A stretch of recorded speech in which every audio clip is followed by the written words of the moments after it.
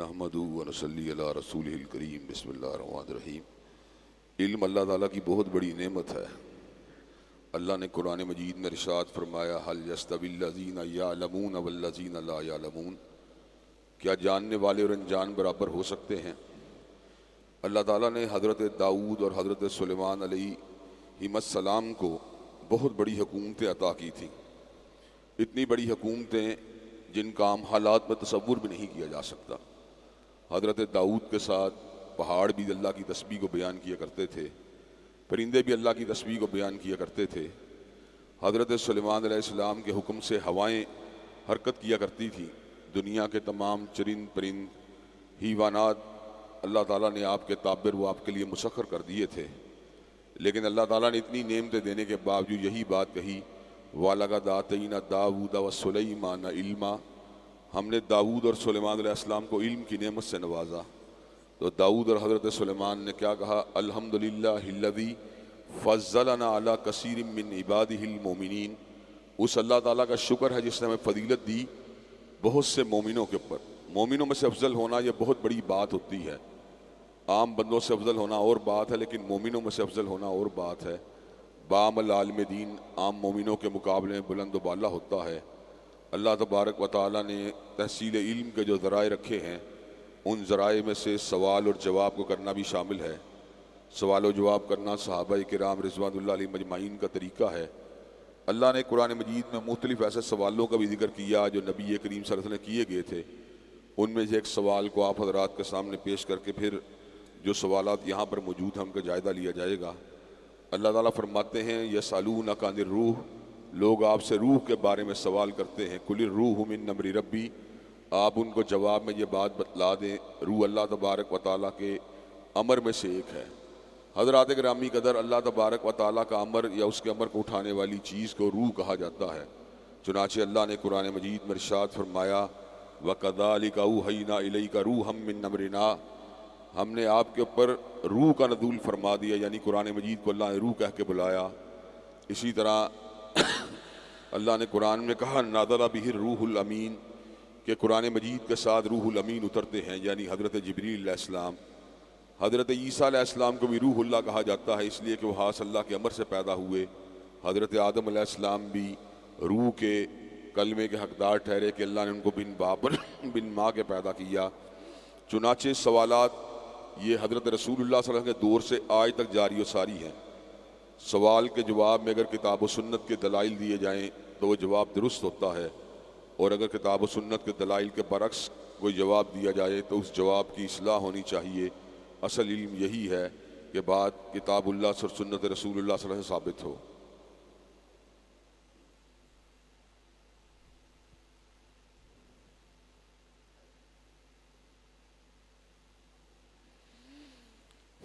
دوران اعتکاف کسی مجبوری، کسی حادثے کی وجہ سے اس کام پہ چلے جانا، کیا اس کی گنجائش موجود ہے؟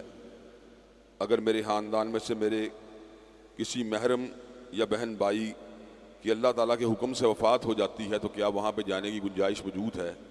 حضرات گرامی قدر، اعتکاف اللہ تبارک و تعالیٰ کی رضا کے لیے کیا جاتا ہے، اس کی ساتھ بندگی کو استوار کرنے کے لیے کیا جاتا ہے۔ جنازے کے لیے بھی اعتکاف کو موقوف کرنا اس بات کی گنجائش موجود نہیں ہے، اس سے آپ کا اعتکاف جو ہے وہ ختم ہو جائے گا اگر آپ جنازے میں چلے جائیں گے۔ چنانچہ اگر آپ نے اپنے اعتکاف کو جاری رکھنا ہے تو جنازے میں نہیں جانا چاہیے، اور کوشش کرنی چاہیے کہ گھر کے قریب اگر مسجد میں اعتکاف ہو تو وہیں پہ جنازے کو ادا کر لیا جائے، تاکہ جو خواتین یا مرد اس جنازے میں باہر جا کے شرکت نہیں کر سکتے وہ اپنے محلے یا علاقے کی مسجد میں اس جنازے میں شرکت کرنے کے بھی قابل ہو سکیں۔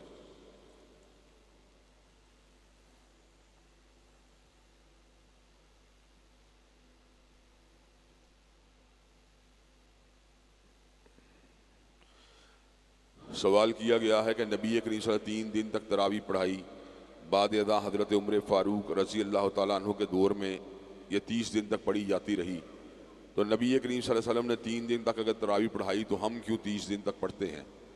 حضرات گرامی قدر، تراویح کی عبادت ایک نفلی عبادت ہے، اور نوافل کو گھر میں ادا کرنا فرائض کے مقابلے میں زیادہ ثواب کی بات ہے۔ لیکن کئی نفلی عبادتیں ایسی ہیں جن کی توضیح اور جن کی تشریحات کے لیے جب ہم اتباع رسول صلی اللہ علیہ وسلم کے راستے پہ چلنا چاہیں یا سنت سے رجوع کرنا چاہیں تو یہ بات سمجھ میں آتی ہے کہ نبی کریم صلی اللہ علیہ وسلم نے ان کو اجتماعی حیثیت سے بھی ادا کر کے بتلا دیا۔ جب آپ کسی عمل کو ادا فرما لیتے ہیں تو اس عمل کا ایک جواز پیدا ہو جاتا ہے، چاہے آپ نے ایک دفعہ بھی ایسا کیا ہوتا تو اس کو با جماعت ادا کرنے کا جواز پیدا ہو جاتا۔ آپ نے 2 دن نہیں 3 دن اس کو ادا کیا، اور بعد میں آپ نے جو اس کی علت بتلائی وہ یہ تھی کہ میں نے اس ڈر سے اس کو موقوف کیا کہیں امت کے اوپر فرض نہ ہو جائے، تو اس سے یہ بات ثابت ہوتی ہے کہ اس کو با جماعت ادا کرنا یہ ایک اچھا عمل ہے، اور اس کی سنت سے جو ہے ہمارے پاس اس حوالے سے رہنمائی بھی موجود ہے۔ اس کو موقوف کرنے کی وجہ کوئی منفی نہیں تھی، بلکہ اس کو ایک مثبت نیت کی وجہ سے موقوف کیا گیا تھا کہ اللہ تبارک و تعالیٰ اس کو فرض نہ کر دیں۔ اب بھی اگر کوئی تراویح خاص طور پہ رمضان المبارک میں قیام اللیل کو کرے گا، غیر رمضان یا رمضان، اس کی جو تعداد ہے وہ 11 رکعت ہے۔ اگر کوئی بندہ رمضان میں اس کو ثواب کی نیت سے اور ایمان کے ساتھ ادا کرے گا، من قام رمضانا ایمانا و احتسابا غفر لہ ما تقدم من ذنبہ، ایمان کے ساتھ اور ثواب کی نیت سے کرنے والا شخص جو ہے اس کی اللہ تبارک و تعالیٰ صاحب کا خطاؤں کو معاف فرما دیں گے۔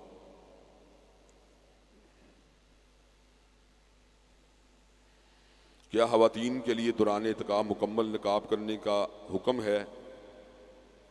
پھولوں والے اجتماع جائے نماز پر نماز پڑھنے کا کیا حکم ہے؟ خواتین دوران اعتکاف خواتین کے ساتھ ہی موجود ہوتی ہیں، اس لیے ان کو نقاب کرنے کی اس کے اندر جو ہے کوئی شدت اختیار کرنے کی ضرورت نہیں ہے۔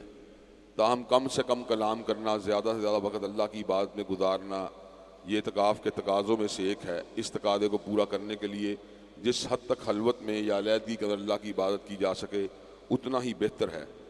جہاں تک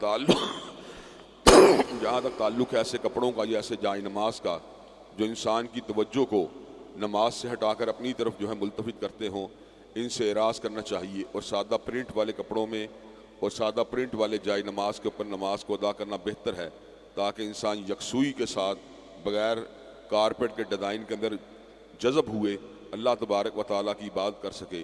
اس لیے کہ نماز میں جو اصل ہے وہ خشوع و خضوع ہے، تو خشوع و خضوع کو برقرار رکھنے کے لیے یہ بات بہت ضروری ہے کہ ایسے ڈیزائن یا ایسے کپڑے یا ایسے جائے نماز موجود نہ ہوں جن کے اوپر ایسی پرنٹنگ کی گئی ہو جو انسان کی توجہ کو جو ہے اپنی طرف ملتفت کریں۔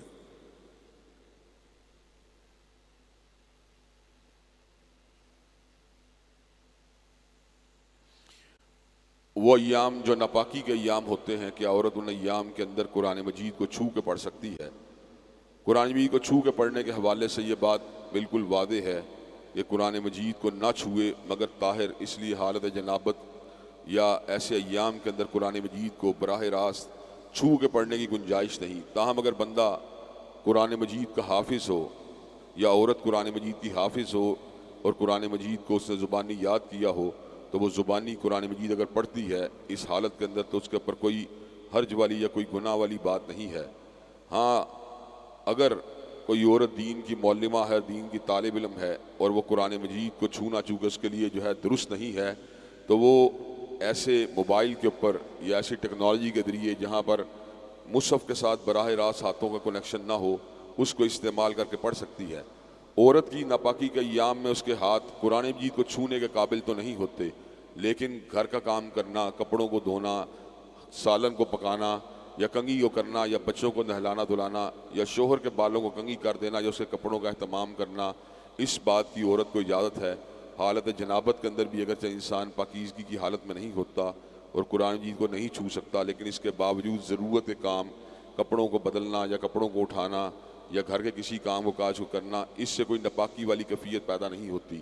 بعض گھروں کے اندر اس حوالے سے اس چیز کو نامناسب سمجھا جاتا ہے کہ عورت کو ان ایام کے اندر کھانے پینے کے برتنوں سے بھی دور رکھا جاتا ہے، یا جب تک وہ غسل جنابت نہ کر لے اس کو گھر کے کام سے کراہت کی جاتی ہے۔ یہ کراہت جو ہے اس میں ایک اضافی قسم کا جو ہے ایک احتیاط پائی جاتی ہے جس کا اسلام نے ہمیں مکلف نہیں ٹھہرایا۔ عورت اس حالت کے اندر یا مرد اس حالت میں ناپاک نہیں ہوتا، بلکہ وہ سارے کے سارے کام کر سکتا ہے۔ لیکن قرآن چونکہ اللہ تبارک و تعالیٰ کی بڑی عظمت والی کتاب ہے، اس کتاب کو چھونے کے لیے طہارت کو ایک شرط کے طور پہ احادیث میں ذکر کیا گیا ہے، اس لیے قرآن مجید کو حالت طہارت ہی کے اندر چھونا چاہیے مصحف کو۔ تاہم زبانی قرآن مجید کو اپنی زبان سے ادا کرنا اس کی گنجائش موجود ہے۔ جنابت چونکہ ایک عارضی ناپاکی ہوتی ہے، اس لیے بعض علماء کا یہ موقف ہے کہ حالت جنابت میں ذکر الہی کی گنجائش تو موجود ہے، لیکن تلاوت قرآن مجید کو جبھی کرنا چاہیے جب انسان غسل جنابت کر لے۔ چنانچہ اس بارے میں جو علماء کی ایک رائے موجود ہے، وہ رائے بھی اپنی جگہ پر جو ہے ایک طبقہ علماء اس کو فالو کرتے ہیں، تاہم ذکر الہی جو قرآن مجید کے علاوہ ہے اس کو ہر حالت میں کرنا جائز اور درست ہے۔ اس کے لیے اگر آپ غسل کی حالت میں نہ بھی ہوں تب بھی آپ کی زبان اللہ تبارک و تعالیٰ کے ذکر سے تر رہنی چاہیے۔ اللہ کے ذکر کی اہمیت اس حد تک ہے کہ اللہ نے قرآن مجید میں ارشاد فرمایا الذین یذکرون اللہ قیاما وقعودا وعلی جنوبہم، مومن اٹھتے بیٹھتے اپنے پہلوؤں کے پر اللہ تبارک و تعالیٰ کو یاد کرتے ہیں۔ چنانچہ ہمیں بھی ہر حالت کے اندر اللہ تبارک و تعالیٰ کو یاد کرتے ہی رہنا چاہیے۔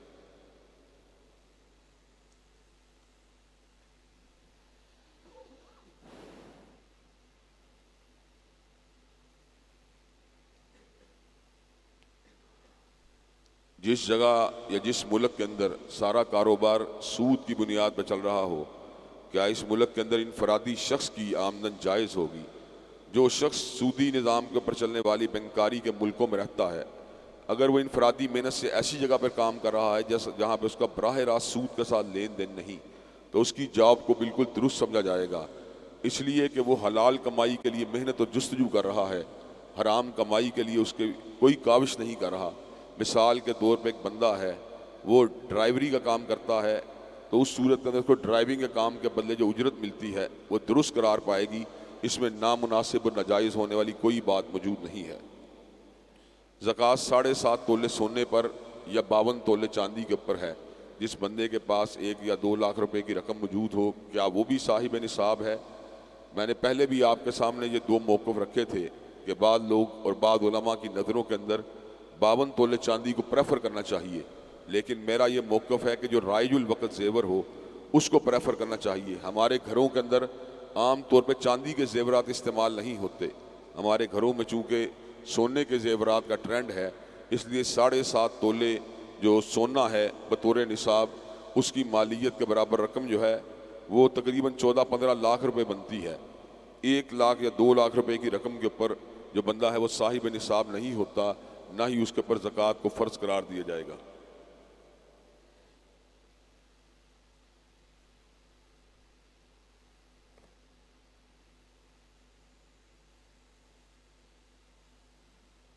یہ ایک عام سا سوال ہے کہ یہ ابھی بھی کوئی ڈبل ایم اے کرنے کی ضرورت موجود ہے؟ یہ تو بورڈ آفس والے یا یونیورسٹی والے بتا سکتے ہیں کہ کیا ابھی بھی کوئی ایسی گنجائش موجود ہے۔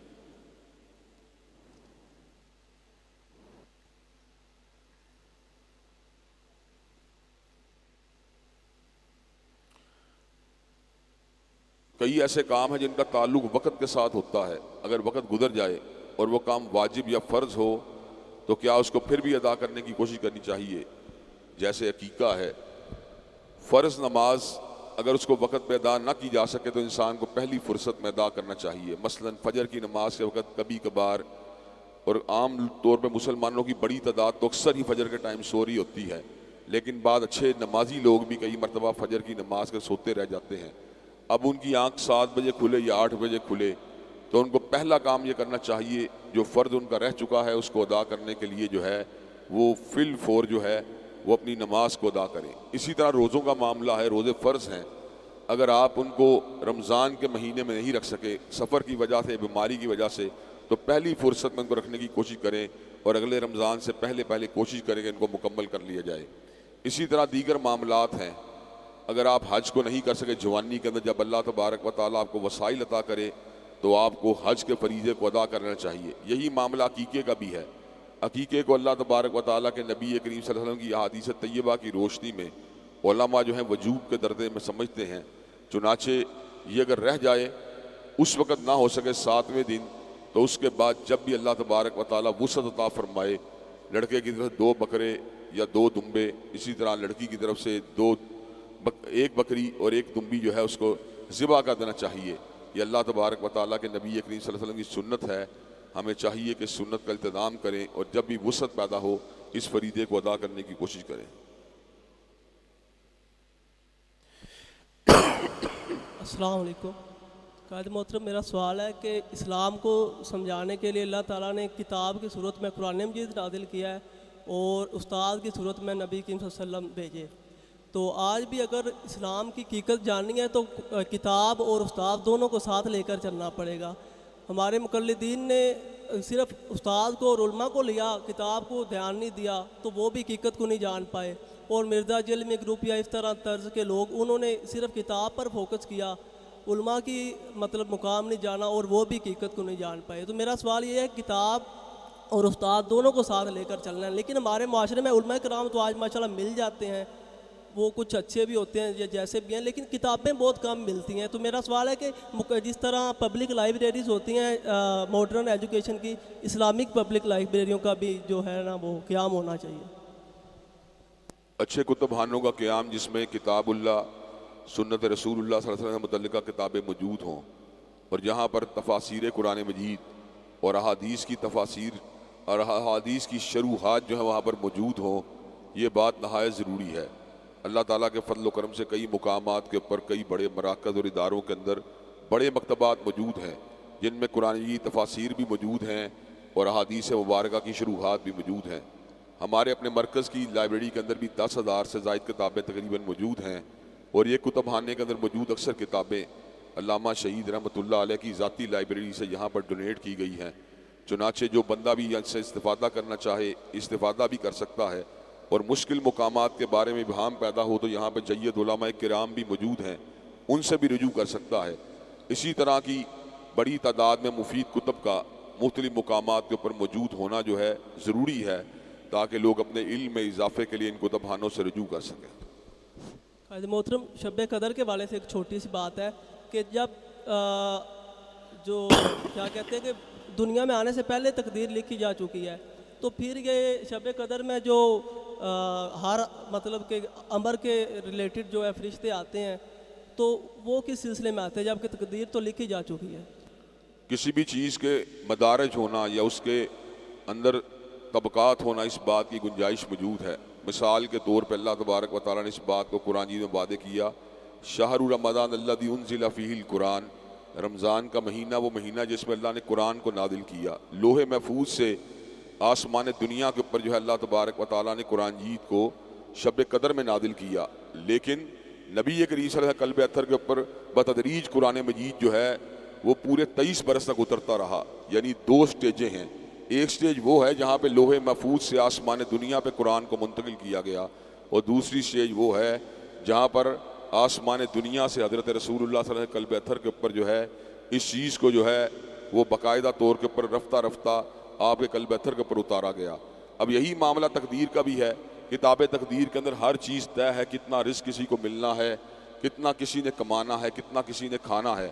لیکن اس کے ایک حصے کو جس کا تعلق 1 برس کے ساتھ ہے، اس کا ڈیسیجن جو ہے کائنات کے اندر تنفیذ کرنے کے لیے اس ڈیسیجن کی جو ہے وہ لیلۃ القدر کی رات جو ہے فیصلے کر لیے جاتے ہیں. تو اس میں 2 طبقات ہوئے، جس طرح نزول قرآن 2 حصوں میں ہوا، اس طرح تقدیر بھی ڈیسیجن کے لحاظ سے 2 حصوں میں ہے. ایک حصہ وہ ہے جو کلی لائف سے متعلقہ لوح محفوظ کے اندر موجود ہے، لیکن دوسرا حصہ جس کے اندر سے اس کتاب ہی کے ایک حصے کو جو ہے نشر کر دیا جاتا ہے یا اس کو کائنات میں تنفیذ کے لیے اس کا جو ہے اجرا کر دیا جاتا ہے، وہ شب قدر ہے. السلام علیکم. مولانا صاحب، میرا سوال ہے، جیسے ہم جمہوریت کو دیکھ لیا کافی عرصے سے، تو ہم خلافت کے لیے کیوں نہیں کوشش کر رہے ہیں؟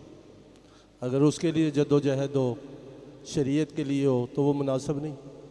بنیادی طور پہ بات یہ کہ دیکھنے کی بات ہے کہ جمہوریت کا اندر حصہ لینے والے علماء یا اس کی بات کرنے والے علماء کا مقصود جمہوریت ہے، یا وہ اس کے نتیجے کے اندر اس ملک کے اندر اسلامی نظام ہی کی کوشش کرنا چاہتے ہیں.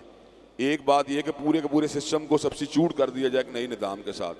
ایک بات یہ کہ اس سسٹم کی ڈائریکشن کو اس سمت میں جو ہے چلانے کی کوشش کی جائے، یہ کتاب و سنت کی تنفیذ کی راہ ہموار ہو سکیں. تو علماء یہ بات سمجھتے ہیں کہ پورے کے پورے سسٹم کو جڑ سے کھیڑنا یہ نسبتاً مشکل کام ہے، اور اس کے لیے زیادہ قربانیاں، زیادہ اس کے لیے جو ہے مزاحمتی جدوجہد کرنی پڑے گی. اس لیے اس سسٹم میں رہتے ہوئے سسٹم کی اصلاح کر کے اس کے اندر ایسی باتوں کو شامل کرنے کی کوشش کی جائے جو باتیں کتاب و سنت سے مطابقت رکھتی ہوں، اور اس سسٹم کی ان چیزوں کو جو ہے ریفارم کیا جائے، اور اس سسٹم ان چیزوں کو جو ہے بہتر بنایا جائے جہاں جہاں پر وہ کتاب و سنت سے مطابقت نہیں رکھتی. میں آپ کو اس کی مثال دیتا ہوں. کسی گھر کے اندر آپ بات محسوس کرتے ہیں کہ وہ گھر جو ہے دین سے بہت دور ہے، اور ایک گھر ہے جو دین کے قریب ہے لیکن اس کے اندر کئی ایسی کمزوریاں ہیں جن کی اصلاح ہونی چاہیے۔ ایک گھر اگر دین سے بہت دور ہے تو پورے کے پورے گھر کا نقشہ بدلنے کی بجائے آپ یہ بات کرتے ہیں مولانا حاجی صاحب تھوڑی سی داڑھی رکھ لیں، وہ تھوڑی سی داڑھی رکھ لیتے ہیں، اس کے بعد کچھ عرصہ گزرنے کے بعد آپ ان کو کہتے ہیں داڑھی ذرا مزید بڑھا لیں، وہ مزید بڑھا لیتے ہیں۔ اس ایک عورت ہے جہاں بے پردہ ہوتا ہے آپ دوپٹہ لے لیں، دوپٹہ لینے کے بعد کہتے ہیں چادر پہ آ جائیں، چادر میں نقاب پہ آ جائیں۔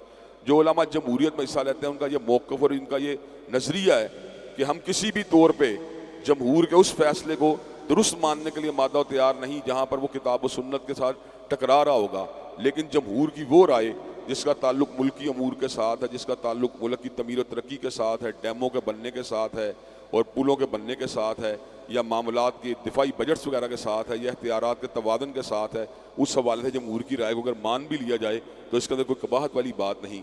اور یہ جو بات ہے جو علماء جدوجہد کر رہے ہوتے ہیں مقصود ان کا بھی یہی ہوتا ہے کہ اس نظام میں رہتے ہوئے بھی نفاذ شریعت کی کوشش کی جائے۔ لیکن حضرت صاحب معذرت سے تو علماء حضرات اس کے لیے ذہن کیوں نہیں بنا رہی عوام کے؟ ہر جمعہ والے دن اتنا خطبہ ہوتا ہے، اگر آہستہ آہستہ ذہن بن جائے تو انشاءاللہ یہ جو لوگ ووٹ کے ذریعے علماء حضرات خلافت کی کوشش کر رہے ہیں ان کے لیے آسانی ہو جائے گی۔ اللہ کے فضل و کرم سے کئی مراکز کے اندر ملک کے اور کئی مساجد کے اندر اسلامی نظام کی اہمیت کو اجاگر کیا جاتا ہے، اور یہ بات بالکل واضح ہے، وَمَن لَّمْ يَحْكُم بِمَا أَنزَلَ اللَّهُ فَأُولَٰئِكَ هُمُ الظَّالِمُونَ وَمَن لَّمْ يَحْكُم بِمَا أَنزَلَ اللَّهُ فَأُولَٰئِكَ هُمُ الْفَاسِقُونَ، کہ اللہ کے احکامات کی روشنی میں فیصلے کرنا ہمارے پر لازم ہے، اور جو بندہ یہ کام نہیں کرتا جو فاسق ہے یا ظالم ہے۔ اور بھی بات کی گئی ہے لیکن میں سمجھتا ہوں اس کا اطلاق ایک مسلمان معاشرے میں نہیں کرنا چاہیے۔ اس بات کی اہمیت کو اجاگر کرنا کہ تمام منشوروں دستوروں میں سے کتاب و سنت کا دستور افضل اور اعلیٰ ہے۔ اللہ کا شکر ہے اس مرکز سے یہ پیغام جاری و ساری ہے، اور جب بھی ہمیں موقع ملتا ہے ہم لوگوں کی توجہ اسی طرح مائل کرنے کی کوشش کرتے ہیں۔ جتنے بل جو خلاف اسلام ہوتے ہیں، جیسے ٹرانسجنڈر بل کا مسئلہ آیا تھا، ہم ان بلوں کی ڈٹ کے مخالفت کرتے ہیں اور ان تمام باتوں کی حمایت اور تائید کرتے ہیں جو اسلامی قوانین سے مطابقت رکھتی ہیں۔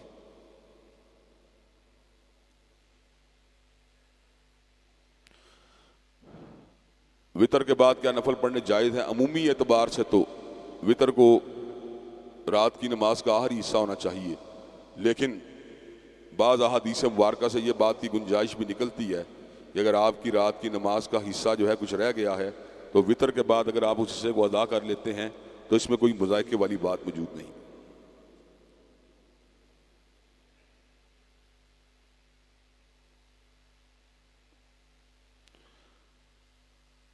یہ بھی ایک سوال آیا تھا وہ مس ہو گیا، وہ بھی میں بتا دوں۔ سجدہ تلاوت کے بارے میں کئی دوست ساتھی پوچھتے ہیں کہ عام حالات میں کئی مرتبہ یہ سجدے جو ہیں وہ تلاوت قرآن کے درمیان رہ جاتے ہیں۔ سجدہ تلاوت درجہ استحباب میں ہے۔ اگر آپ کسی وقت قرآن پڑھتے ہوئے آپ محسوس کرتے ہیں آپ بے وضو ہو گئے ہیں تو اس وقت آپ سجدہ تلاوت نہیں کر پاتے تو اس سے آپ کی منزل کے اوپر فرق نہیں پڑے گا، کرنا بہتر ہے ہر اعتبار سے۔ اور ویسے نمازوں کے اندر تو تمام کے تمام ائمہ اس بات کا التزام کرتے ہیں جہاں سجدے والی آیت آئے وہاں پہ سجدہ کیا جائے، لیکن عام تلاوت قرآن کے دوران کئی مرتبہ سجدہ رہ جاتا ہے۔ اس سے نہ کرنے سے آپ عند اللہ جو ہے مجرم نہیں ہوں گے، لیکن اس کا کرنا باعث اجر و ثواب ہوگا۔ کئی مرتبہ یہ بھی ہوتا ہے کہ آپ ایک مرتبہ قرآن پڑھنے کے بعد جب پھر آپ کو یاد آتا ہے سجدہ دہرا لیتے ہیں کہ میں یہ سجدہ رہ گیا تھا، تو یہ بھی ایک بہتر بات ہے کہ آپ نے مستحب بات جو آپ سے رہ گئی تھی آپ اس کو پورا کرنے کی کوشش کر رہے ہیں، لیکن اس کے چھوٹ جانے سے آپ گناہ گار نہیں ہوں گے۔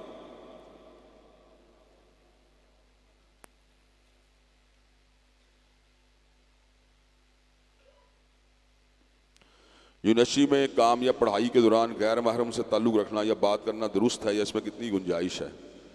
پہلی بات تو یہ ہے کہ یونیورسٹی اور کالجوں میں ایسے کالج یا یونیورسٹی میں داخلہ لینا جہاں پہ غیر محرم اکٹھے پڑھتے ہوں یہ بات درست ہی نہیں ہے۔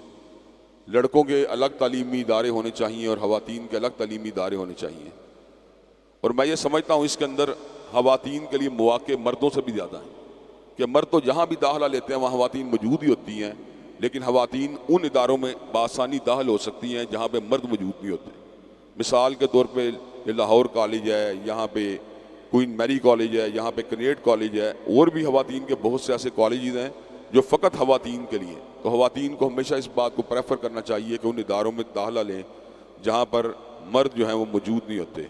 لیکن مرد جس بھی ادارے میں جاتے ہیں، چونکہ ہمارے ملک کا ایک ماحول ہے جدت پسند سوچ اور آزاد خیال سوچ اس میں غالب آ چکی ہے، اور یہاں پہ ہر ادارے کے اندر خواتین کے جو ہیں نشستوں میں موجود ہیں، تو مرد حضرات اگر ایسے اداروں میں پڑھتے ہیں تو باحیا اور باشرم مردوں کو ہمیشہ مردوں کے ساتھ ہی تعلق رکھنے کی کوشش کرنی چاہیے، اور خواتین کو ہمیشہ خواتین سے ہی تعلق رکھنے کی کوشش کرنی چاہیے، کیونکہ عام طور پہ دیکھنے میں آیا کہ جہاں پہ خواتین کی نشستیں ہوتی ہیں اکیلی لڑکی نہیں ہوتی، نہ ہی مرد اکثر اکیلا ہوتا ہے، بہت شاد حالت میں ایسا ہوتا ہے۔ تو اگر 4-5 مرد بھی ہوں تو آپ مرد کے ساتھ اپنے علمی تبادلہ خیال کر سکتے ہیں، عورتیں عورتوں سے پوچھ سکتی ہیں۔ تو اس کے اندر بات چیت کرنا یا آزادانہ اختلاط کی طرف جا چلنا، اس بات کی اسلام میں گنجائش موجود نہیں ہے، اس لیے کہ آزادانہ اختلاط جو ہے وہ بھی ان راستوں میں سے ایک ہے جو برائی پہ منتج ہوتے ہیں۔ تو برائی سے بچنے کی کوشش کرنا یہ ہر مرد اور عورت کی ذمہ داری ہے۔ چنانچہ اگر ایسی سچویشن میں پڑھائی کرنی پڑ جائے تو مرد کو اپنی نگاہیں بھی نیچی رکھنی چاہیے اور خواتین سے کمیونیکیشن سے بچنا چاہیے، خواتین کو بھی اپنی نگاہیں نیچی رکھنی چاہیے اور مردوں سے کمیونیکیشن سے بچنا چاہیے۔ السلام علیکم نواز صاحب، 2 سوال ہیں میرے۔ ایک تو یہ کہ گناہ کی کوئی حد موجود ہے کہ مطلب کہنے کا مقصد یہ ہے کہ ایک سے مرتبہ سے زیادہ گناہ رپیٹ، ایک جیسا گناہ رپیٹ ہو جانا، اس کے اوپر کتنی کے بار توبہ کی گنجائش موجود ہے؟ اور دوسرا یہ کہ نماز کے وقت دوران نماز وسوسوں سے نماز کا بھول جانا کہ میں کون سی رکعت میں تھا، یا میں نے ایک سجدہ کیا یا دوسرا سجدہ کیا، تو اس حالت میں جب بھول جاتا ہے انسان تو اس حالت میں انسان کو کیا کرنا چاہیے؟ دیکھیں جی، جہاں تک تعلق ہے اس کی وساوس کی بات کا، تو اس کا جواب بنیادی طور پہ یہ ہے، وسوسے 2 طرح کے ہوتے ہیں۔ ایک بندہ جسے عمومی طور پہ وسوسے آتے رہتے ہیں لیکن وہ وساوس کا مریض نہیں ہے، لیکن ایک بندہ ایسا ہوتا ہے جسے وساوس اس قدر حد تک آتے ہیں وسوسوں کے مرض کے اندر مبتلا ہو جاتا ہے۔ میں خود بھی اس مرض سے گزر چکا ہوں جس کا آپ ذکر کر رہے ہیں، اور یہ بڑا تکلیف دہ قسم کا مرض ہے کہ انسان عبادت کے لیے آتا ہے تو اس کو اکثر اس بات کے اندر مغالطہ جو ہے نا پڑ جاتا ہے کہ میں نے 3 رکعتیں پڑھی ہیں کہ 4 رکعتیں پڑھی ہیں۔ اگر ایک بندہ نارمل لائف گزار رہا ہے، اس کو کبھی کبھار اس بات کا شبہ پڑتا ہے تو اس کو 3 رکعتوں کو، جو کم تعداد ہے جو رکعتوں کی، اس کے اوپر قیاس کر کے اپنی نماز کو مکمل کر لینا چاہیے۔ لیکن ایک بندہ وسوسوں کا مریض ہو جاتا ہے تو اس کو اپنی نماز جاری رکھنی چاہیے، اس کو اس کے اوپر بار بار تکرار کرنے کی کوشش اس لیے نہیں کرنی ہے، اس سے وسوسے کے اندر مزید قوت پیدا ہوتی ہے۔ وسوسوں کے مریض کے لیے سجدہ سہو کی اہمیت نہیں ہے، نہ اس چیز کی اہمیت ہے کہ وہ ہر صورت اپنی نماز کو اپنے وساوس کی لپیٹ میں ہر وقت رکھے۔ وہ ظن غالب کے اوپر یقین رکھے جیسے وسوسوں کا زیادہ عارضہ لاحق ہو چکا ہے۔ اگر وہ یہ بات ظن غالب اس کے اوپر غالب آ جاتا ہے اس بات کے اوپر کہ میں نے 4 رکعتیں پڑھی تھی، تو اسے گھبرانے کی ضرورت نہیں ہے، انشاءاللہ اس کی نماز عند اللہ جو ہے مقبول ہو جائے گی۔ ہاں، اگر کبھی کبھار اس بات کا شبہ پڑتا ہے، کوئی 5 دن بعد، کوئی 7 دن میں کسی ایک نماز میں شبہ پڑ گیا، تو اس صورت کے اندر اس کو جو ہے نا اس رکعت کا اعادہ کرنا چاہیے جہاں پہ اس کا ذہن ہے کہ محو ہو گئی ہے، یا سجدہ ایک اگر 2 کی بجائے 1 رہ گیا ہے تو اس کو اعادہ کرنا چاہیے اور سجدہ سہو کر لینا چاہیے، یعنی دوسرا سجدہ اپنے ذہن میں کرنے کے بعد۔ تو یہ، لیکن جو وسوسوں کا مریض ہے اس کے لیے بات نہیں ہے، اسے کوشش کریے وسوسوں سے جان چھڑائے، اپنی نماز کو مکمل کرے، اور جس حالت کے اندر اس کی نماز مکمل ہو چکی ہے اس کو جو ہے نا مکمل کرنے کا نکل جائے۔ اس لیے کہ اللہ تبارک و تعالیٰ نے قرآن مجید میں یہ بات کہی ہے، لا یکلف اللہ نفسا الا وسعہا، اللہ تعالیٰ کسی بندے کو اس کی وسعت سے زیادہ تکلیف نہیں دیتے۔ ایک بندہ جیسے وسوسہ آتا ہے اس بات کا دوران وضو کہ میرے اندر سے ہوا خارج ہو گئی ہے، تو وہ کسی وقت وسوسہ آیا تو وہ اپنا وضو کو دہرا سکتا ہے، لیکن جس کو ہر نماز میں یہ وسوسہ پڑتا ہے تو مکلف نہیں رہا وہ دوبارہ وضو کرنے کا۔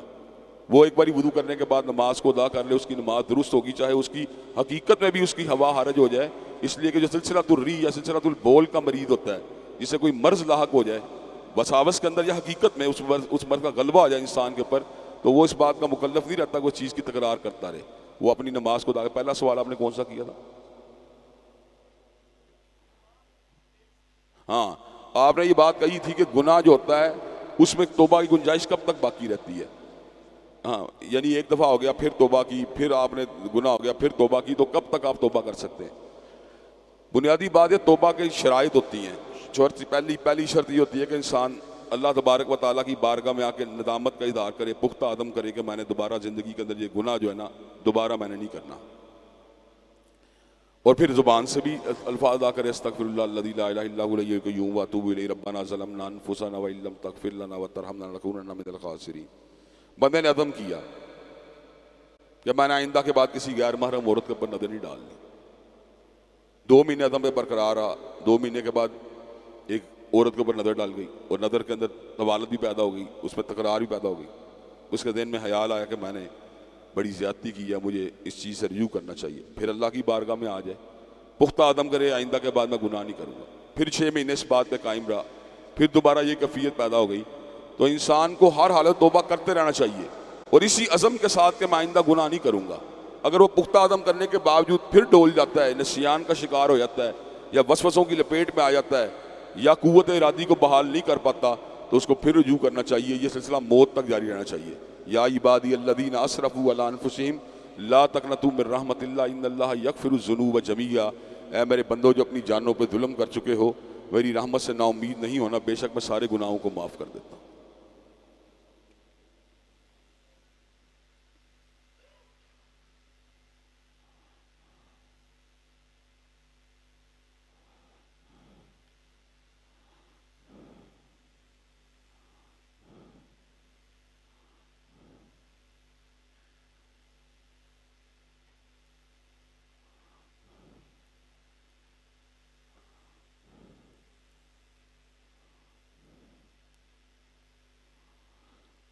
جس چیز کی حقیقت اور حیثیت کو واضح کر دیا جائے اور اس کے اندر جہالت باقی نہ رہے, کیا اس چیز کا کاروبار پراپرٹی کا کرنا جائز ہے؟ جائز ہے ایسی چیز کا کاروبار کرنا جو چاہے ایگزسٹ نہ کر رہی ہو, لیکن اسی ایگزسٹنس کا پلان اور اس کے بارے میں جو انفارمیشن ہے اس میں جہالت موجود نہ ہو. اگر جہالت موجود ہو تو پھر جائز نہیں ہے. مثال در ایک پلازہ ہے, اس کی بکنگ ہو رہی ہے, اس کا نقشہ موجود ہے, اس کا پلان موجود ہے, اس کے بارے میں اس بلڈر کے پاس ساری کی ساری ریکوائرمنٹس موجود ہیں, انویسٹمنٹ موجود ہے. اگر جب وہ چیز ایگزسٹ نہیں کر رہی لیکن جہالت موجود نہیں ہے تو ایسی صورت میں اس چیز کا کاروبار کرنا جائز ہے.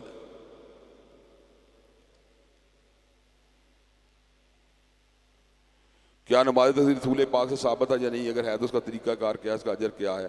والد کے فوت ہونے کا ایسا کون سا عمل ہے جس کا اجر ان کو مل جائے گا؟ صلاۃ التسبیح کے بارے میں علماء کی 2 رائے ہیں, لیکن جمہور علماء کا رجحان یہی ہے کہ انفرادی طور پہ صلاۃ التسبیح کا ادا کرنا جو جائز ہے. حدیث کی سند کے اوپر جو ہے مختلف طرح کی آراء ہیں, لیکن درست بات یہی ہے کہ صلاۃ التسبیح کا کرنا جو ہے وہ جائز ہے. والد کی وفات کے بعد ایسا کون سا عمل یا کام ہے جس کا اجر ان کو مل جائے, جو ان کی مغفرت سے ان کو ثواب ہو؟ بہترین صدقہ مالی صدقات میں سے پانی کا صدقہ ہے. والد کی طرف سے پانی کے کنویں کو کھدوا دینا, واٹر کولر کو لگوا دینا, اس کا اجر و ثواب انشاءاللہ والد کو ملتا رہے گا. جب تک وہ پانی سے لوگ استفادہ کرتے رہیں گے, پانی سے مستفید ہوتے رہیں گے, والد کو اجر ملتا رہے گا. دوسری بات یہ والد کے لیے بہترین صدقہ جاریہ یہ بھی ہے کہ اللہ تعالیٰ کے فضل و کرم سے ہم ان کے لیے ہمہ وقت دعا کی جائے. عالم برزخ میں باپ کا درجہ ایک دم بلند ہوتا ہے, وہ کہتا ہے یہ کیا ہو گیا, میرا درجہ تو یہاں نہیں تھا. تو اس کو اس بات سے جناب مطلع کیا جاتا ہے کہ آپ کے بیٹے نے یا آپ کے عزیز نے آپ کے لیے دعا کی ہے تو اللہ نے آپ کے درجے کو بلند کر دیا. اللہ نے خود قرآن میں ارشاد فرمایا ہے نکتبو ما قدموا وآثارہم. اللہ 2 طرح کے اعمال کو لکھتے ہیں, ایک وہ اعمال جو آگے بھیجے گئے ہیں, ایک اعمال جو انسان کا پیچھا کر رہے ہیں. آگے بھیجے جانے والے اعمال وہ ہیں جو انسان اپنی زندگی میں کرتا ہے, اور پیچھے آنے والے اعمال وہ ہیں جو صدقہ جاریہ کی حیثیت اس کے پیچھے پیچھے آتے ہیں. والد کی طرف سے عمرہ کرنا, والد کی طرف سے حج کرنا, والد کے فردی روزوں کو رکھنے کی جستجو کرنا, والد کے لیے دعا کرنا, والد کے طرف سے کنواں کھدوانا, والد کا مالی صدقہ کرنا, یہ بات درست ہے. اللہ تبارک و تعالی ہمیں اپنے والدین کے لیے صدقہ جاریہ بننے کی توفیق عطا فرما دے. یاری سوال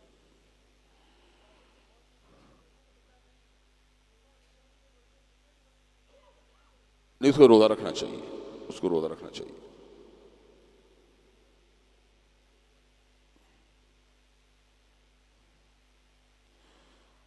یہاں ساتھی نے سوال کیا, کئی لوگ کہتے ہیں ترجمے کے ساتھ قرآن پڑھیں لازماً, چاہے ایک رکوع پڑھیں, آپ کا اس بارے میں کیا موقف ہے؟ قرآن جیت کو سمجھنا, تدبر کرنا باعث اجر و ثواب بھی اور ضروری بھی ہے, تاکہ پتہ ہو کہ اللہ تبارک و تعالیٰ نے کیا نازل کیا ہے. لیکن یہ بات کہنا کہ زبانی قرآن مجید کو پڑھنا جو ہے یہ ضروری نہیں ہے, تو میں یہ بات سمجھتا ہوں یہ بات درست نہیں ہے. قرآن جیت اللہ کا کلام ہے. اللہ کے کلام کو جس وقت آپ تکرار کے ساتھ پڑھیں گے تو اللہ تبارک و تعالیٰ کے فضل و کرم سے آپ کی روحانی بیماریاں دور ہوں گی, جسمانی بیماریاں دور ہوں گی, اور پھر آپ کو سمجھ آئے یا نہ آئے آپ کو ایک حرف ادا کرنے کی 10 نیکیاں بھی ملیں گی. قرآن جیت کی محبت اور اس سے انس جو ہے اس کی کیفیت پیدا ہوگی.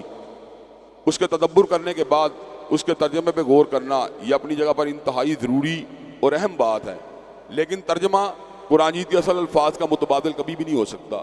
جو الفاظ قرآن میں اللہ نے تاثیر رکھی ہے یا الفاظ قرآن میں جو اجر و ثواب اللہ تعالیٰ نے رکھا ہے, اس اجر و ثواب کے حصول کے لیے قرآن جیت جو ہے تلاوت کرنا یہ سب ضروری ہے.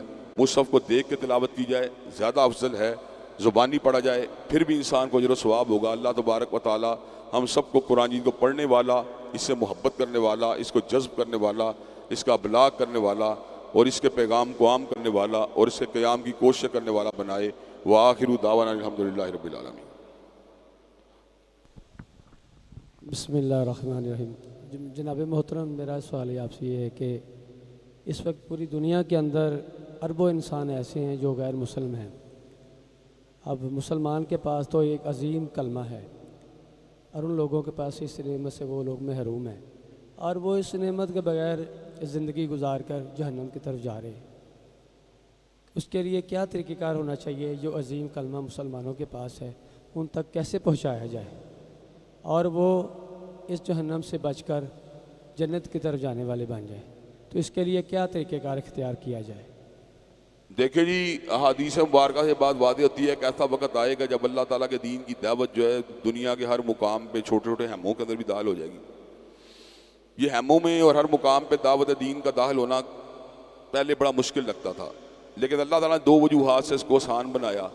ایک وجہ تو یہ ہے بہت ایسے دائی پیدا ہو گئے جو انگریزی زبان کے یا اجمی زبانوں کے ماہر تھے، جس طرح ڈاکٹر ذاکر نائک صاحب ہیں، عبدالرحیم گرین صاحب ہیں، یوسف چیمبر صاحب ہیں، حمزہ انڈریاز صاحب ہیں، یوسف ایسس صاحب ہیں، بلال فلیپ صاحب ہیں۔